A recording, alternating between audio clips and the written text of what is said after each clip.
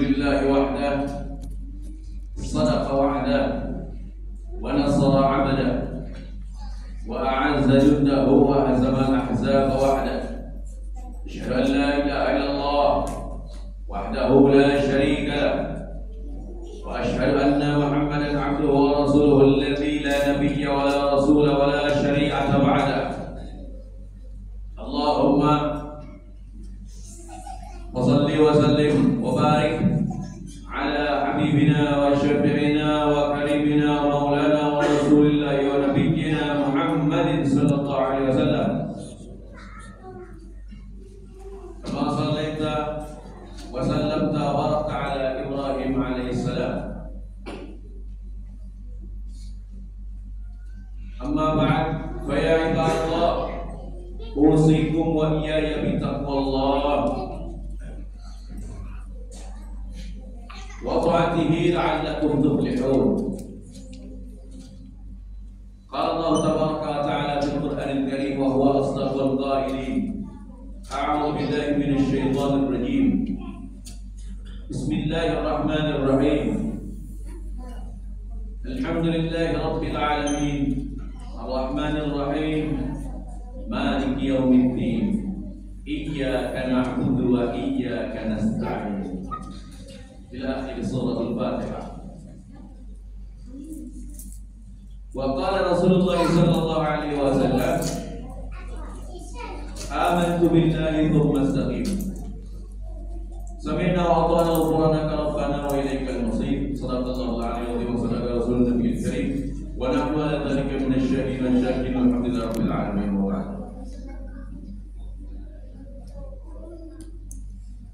Hadirin jamaah ibadah Jumat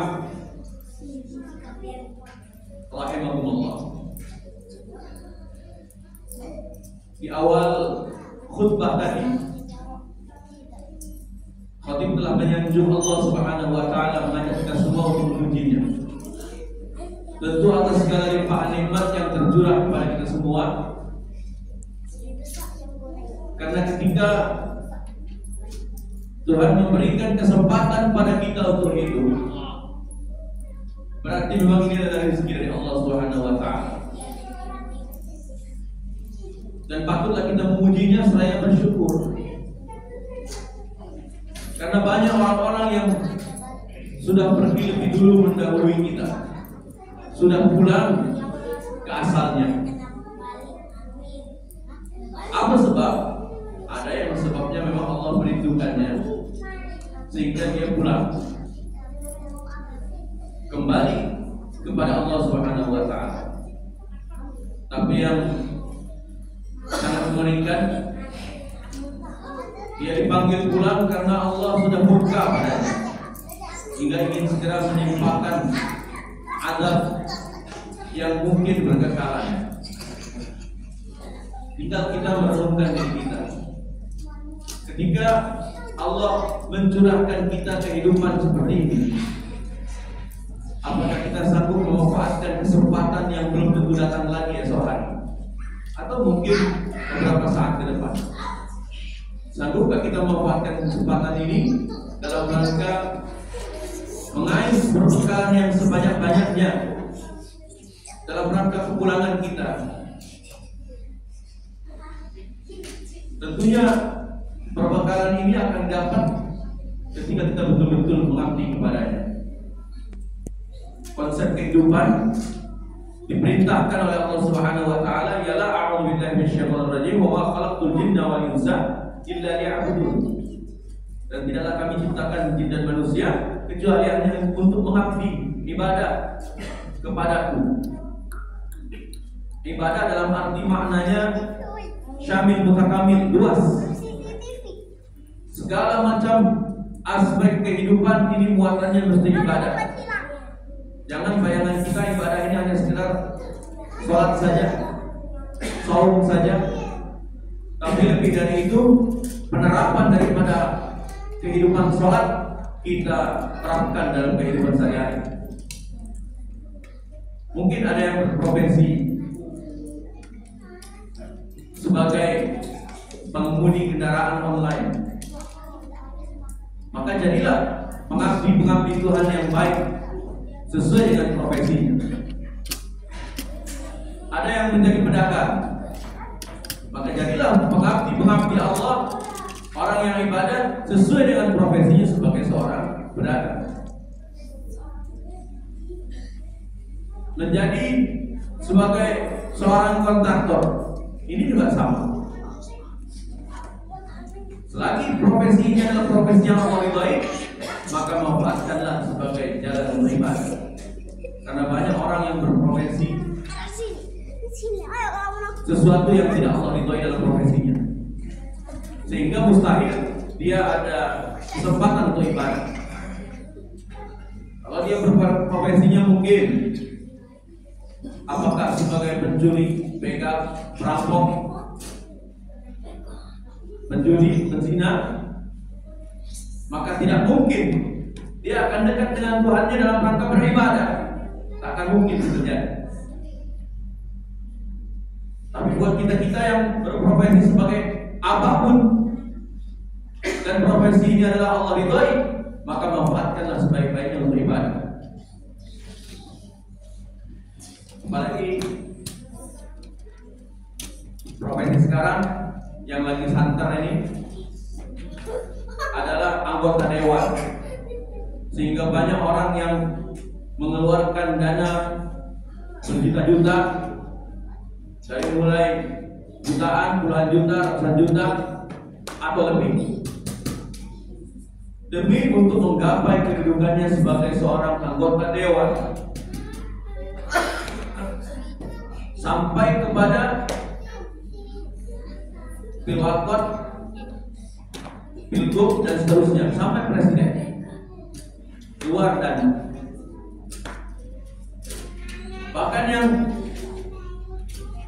susahnya lagi, karena tidak kenal yang namanya ibadah, tidak tahu ibadah ini seperti apa, dia anggap kalau urusan dunia tidak ada kaitannya dengan ibadah, harus dipisahkan. Istilahnya itu fasluddin anil hayat, dipisahkan antara agama dengan kehidupan sehari-hari, termasuk politik, harus dipisahkan. Mereka tak sadar, sehingga ketika mereka memisahkan antara agama dengan dunia, maka mereka berani menghalalkan segala cara untuk menggapai apa yang diraih, yang ingin dia raih. Dia gunakan cara-cara kotor. Dia tidak paham dengan hadis ar-ra'si wal murtas bin-nar. Orang yang menyogok dan disogok itu bagian adalah neraka. Maka yang menyogok tidak paham, bahkan tidak mau paham dengan aturan ini. Yang disogok pun mungkin karena memang keinginannya ingin dapat uang banyak, sehingga dia terima, apalagi dalam kondisi yang barangkali segala sulit, segala mahal, maka dia akan perlu. Bahkan dicari-cari di manalah orang yang dapat mengeluarkan siraman atau serangan pajak.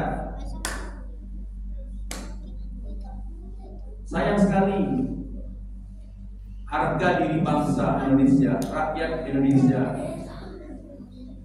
untuk 5 tahun ke depan dijatuhkan dengan secuil harta orang-orang yang punya kepentingan, sehingga negara ini ke depan menjadi bangsa yang mata duitan, menjadi bangsa yang dalam pikiran, dalam hatinya hanya bertabur uang, uang dan uang. Inilah bangsa keropos, bangsa yang rapuh, tidak peduli halal haram mantap. Kelakuan bangsa kita taubahnya seperti seekor anjing yang dia itu ketika mendapatkan tulang, siapapun yang memberikan tulang tidak pikir yang memberikan tulang itu adalah maling, maka dia akan berhenti menggonggong. Tapi walaupun dia orang baik-baik, tuan rumah sendiri bahkan kalau tidak memberikan tulang, maka dia akan menggonggong. Walaupun orang baik.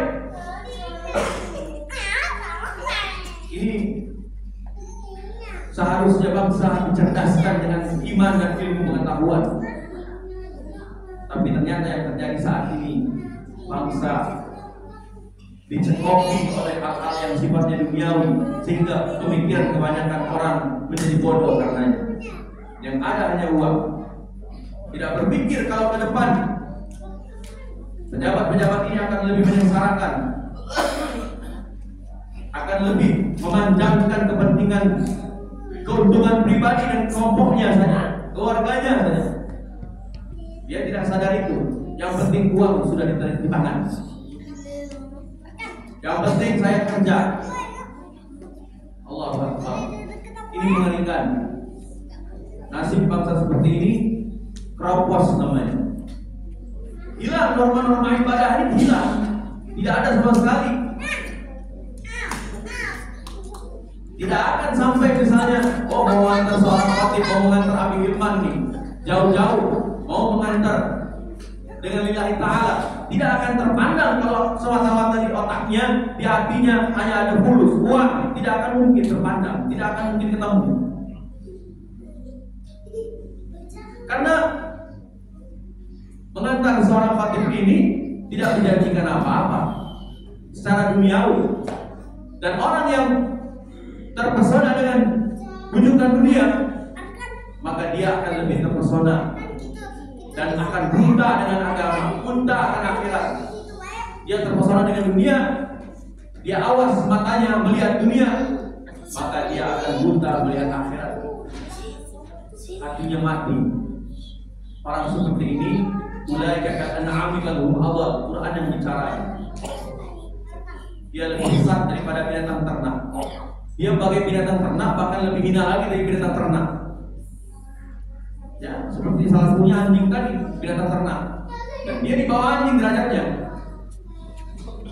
Ini Al-Quran yang bicara, Allah yang memfirmankannya, bukan Fatih, bukan Abi Hilman. Maka penting kalau suatu bangsa dan negara pengen maju diberkahi oleh Tuhan yang Maha Kuasa Allah Subhanahu wa Ta'ala, penting dengan iman dan takwa. Kenapa bangsa kita terpuruk terbelakang? Karena kurang iman, kurang takwa, kurang ilmu pengetahuan. Ketika Allah menyatakan walau anna ahlul qura amanu wattaqau la fatahna 'alaihim barakatin minas samai wal ardh. Bila akhir ayat. Bila sekiranya penduduk di satu negeri itu beriman bertakwa, pendek kata ahli ibadah, baru dikasih berkah. Tapi kalau tidak, maka tinggal tunggu aja hasilnya. Tinggal tunggu saja hasilnya. Walaupun bangsa Palestina, semoga Allah melindunginya, berikut Masjid Al-Aqsa, amin ya rabbal alamin. Ini walaupun terjajah, walaupun habis-habisan, hancur-hancuran, tapi bangsa Palestina itu akan tetap ada. Kenapa? Dasarnya adalah takwa, iman, ilmu pengetahuan. Namun bangsa Indonesia, Negara Kesatuan Republik Indonesia, NKRI yang kita cintai ini, kalau tidak pakai dasar keimanan, cepat atau lambat nanti akan hancur orang kita ini. Indonesia akan hancur kalau tidak pakai iman, tidak punya takwa, tidak punya ilmu pengetahuan, tidak ada membangun karakter, tidak mau mengikuti orang-orang yang menyerukan perubahan ke arah yang lebih baik. Hancur bangsa kita ini.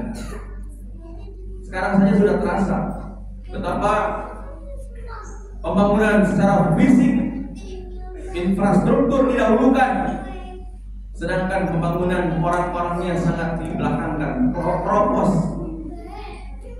Terciptalah bangsa kita ini menjadi bangsa babu di negeri sendiri. Dan ini saya sebagai orang buta, tunanetra, memandang suatu kecerobohan dan pengkhianatan. Oleh karenanya ini harus dirubah. Stigma dan paradigma ini harus dirubah. Bangsa kita harus bangkit dengan Islam. Ketika kita orang Islam, bangkit dengan Islam. Caranya ibadah kuatkan dengan iman dan ilmu pengetahuan. Ibadah kuatkan. Maka mudah-mudahan Allah Subhanahu wa Ta'ala senantiasa membimbing kita untuk terus meramah di jalannya, jangan tergoyahkan agar bangsa kita ini tidak hancur. Karena mulia dan tidaknya satu bangsa adalah tergantung orang-orangnya takwa atau tidak.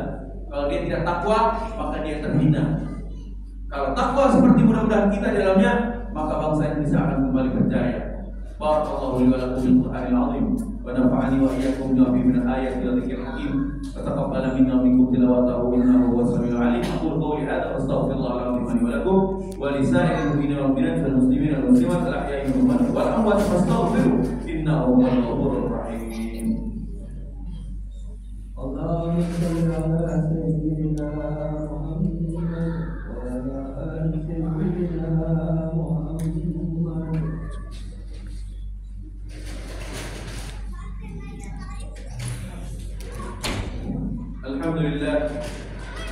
Alhamdulillahil wahidil qahhar al-azizil jabbar. Wassalatu wassalamu ala nabiyyina wa rasulillah Muhammad sallallahu alaihi wasallam al-muhtar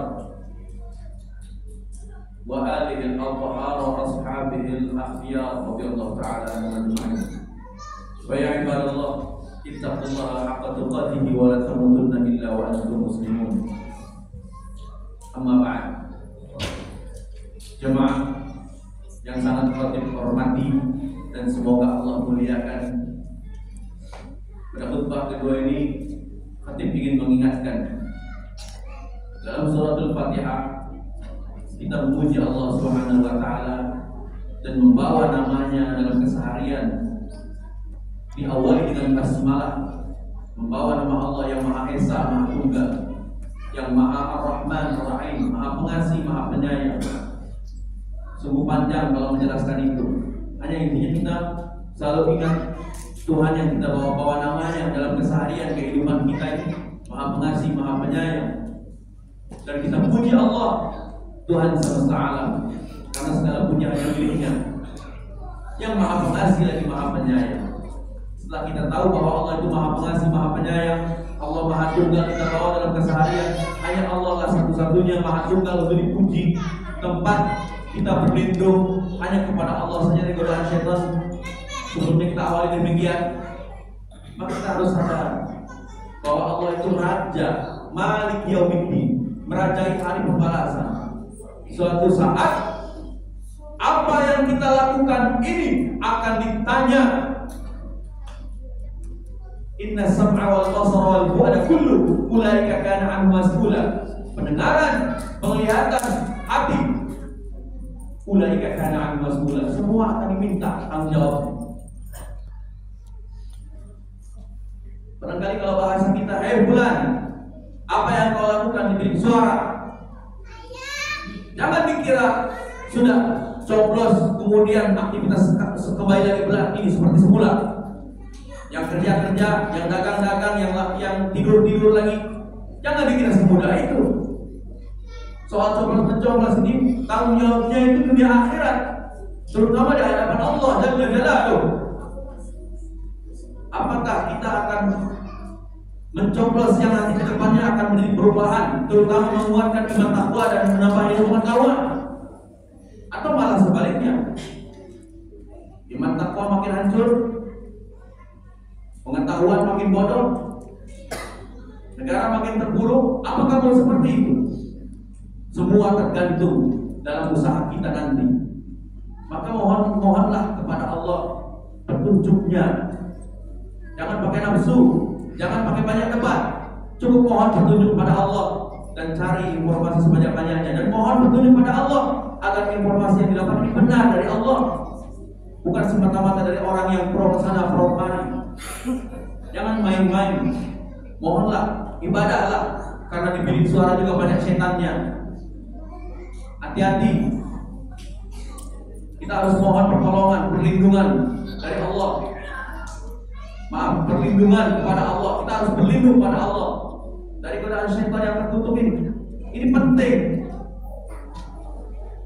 Bahkan saat ini adalah jihad menurut fatwa dari para ulama yang tergabung dalam ijtima ulama, bahwa pemilu ini adalah penentuan suara, ini adalah bagian dari jihad fisabilillah yang kita mampu saat ini di negeri kita. Kalau kita tak pandai memanfaatkan kesempatan ini, habislah kita, hancurlah kita.